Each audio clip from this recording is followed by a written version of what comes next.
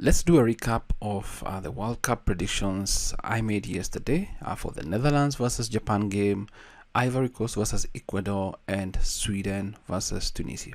Now, for the Netherlands versus Japan game, I had focused on shots towards goal, and unfortunately, all three predictions lost. We had 9.5 shots towards goal by the halftime. We lost that, and the shots were 7. That is 4 to Netherlands, 3 to Japan.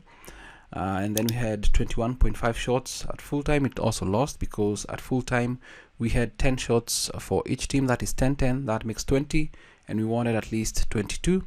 And as for the Netherlands, I wanted Netherlands to get at least 11.5 shots. That is 12 or more shots.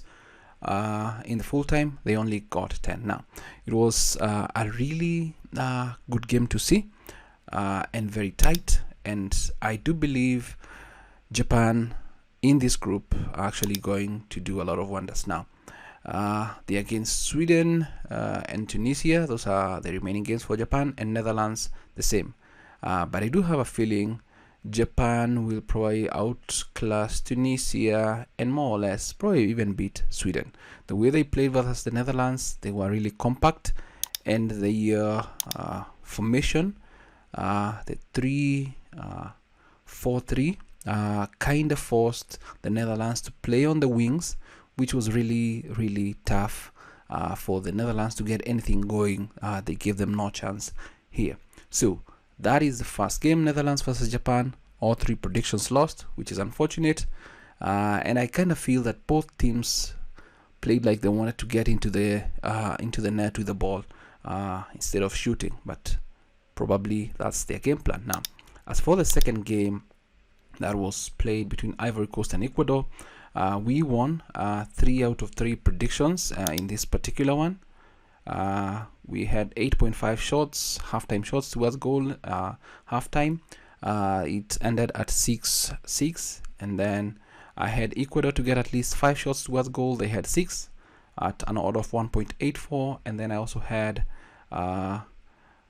the Ecuador to get at least 9.5 shots towards goal at an order of 1.59, and they had 12 shots towards goal.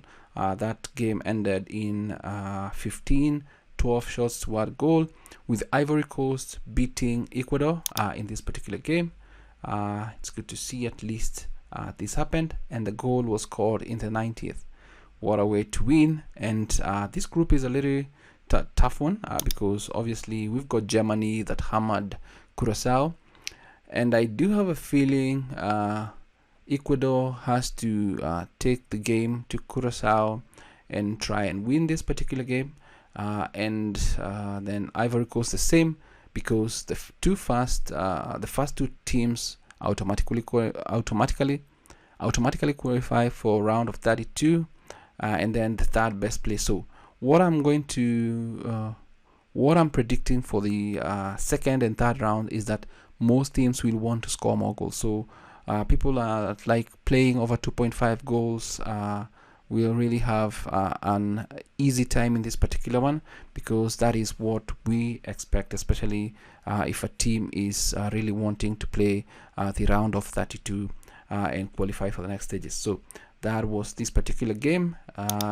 Kinda did not get to see it. It was late into the night, but both teams really did their best. Now, as for the last game, that is Sweden versus Tunisia, this game was a thriller. I got to watch the last 30 minutes or so because it was morning time, my time, and I had Sweden to get at least 17.5 throw-ins full time.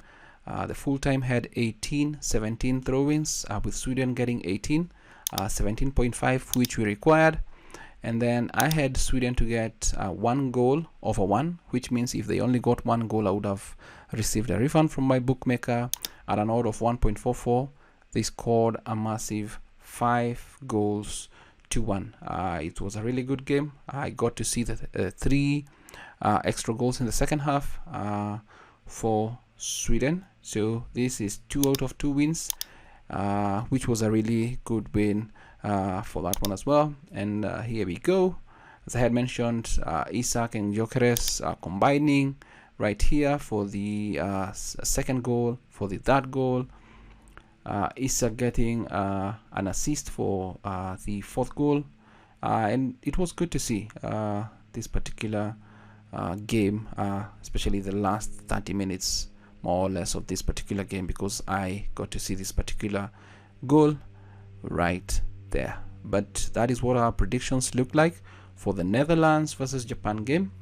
So in this particular group where we have Sweden, Tunisia, we also have Japan, Netherlands. So what I have a feeling here is that Japan will probably win against Sweden and against Tunisia. The same probably for the Netherlands, will beat Sweden and Tunisia. So right here, what is going to count is how many goals a team is going to score, and so that they can at least be the third place team in this particular one. But the way they're lined up, they're more or less going through, but now goals are needed.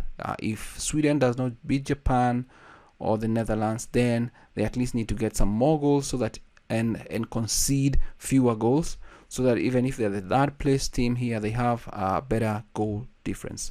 So that's my recap for the predictions I made yesterday. Stay tuned for today's predictions.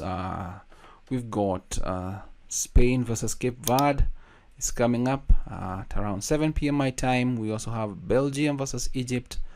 I also have Saudi Arabia versus Uruguay, and then I've got Iran versus New Zealand at 4 a.m. tomorrow my time. That's it for this video. World Cup predictions recap. See you as I give you a breakdown of my Spain versus Cape Verde predictions.